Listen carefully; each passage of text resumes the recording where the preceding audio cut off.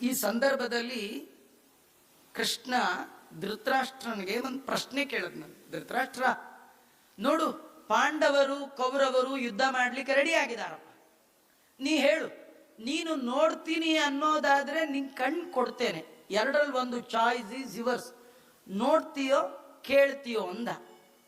ನಿಂಗೆ ನ್ಯೂಸ್ ಸಾಕೋ, ಆಡಿಯೋ ಬೇಕೋ ವಿತ್ ವಿಡಿಯೋ ಬೇಕು ಅಂತ ಕೇಳ್ದ. ಇವನಿಗೆ ಗೊತ್ತು, ಮಹಾಭಾರತದಲ್ಲಿ ಭಾಗವತದಲ್ಲಿ ಧೃತರಾಷ್ಟ್ರ ಇಷ್ಟು ಬ್ರಿಲಿಯನ್ಸಿ, ಅವನು ಎಷ್ಟು ಬುದ್ಧಿವಂತ ಸಾಮಾನ್ಯ ಅಲ್ಲ. ಇಲ್ಲಿ ಮಾಮಕಾಹ ಪಾಂಡವಾಹ ಚೈವ ಕಿಬಕುರ್ವತ ಏನ್ ಮಾಡಿದ್ರು ಅಂತಾನೋ, ಅಥವಾ ಯುದ್ಧದಲ್ಲಿ ನನ್ನವರಿಗೆ ಏನಾಯಿತು ಅಂತಾನೋ, ಇದ್ಯಾವುದು ಪ್ರಶ್ನೆ ಅಲ್ಲ. ಅವನಿಗೆ ಚೆನ್ನಾಗಿ ಗೊತ್ತು, ನನ್ನ ಮಕ್ಕಳು ಯುದ್ಧಕ್ಕೆ ಹೋದ್ರೆ ಸೋಲ್ತಾರಲ್ಲ, ಸಾಯ್ತಾರೆ ಅಂತ ಗೊತ್ತವನು.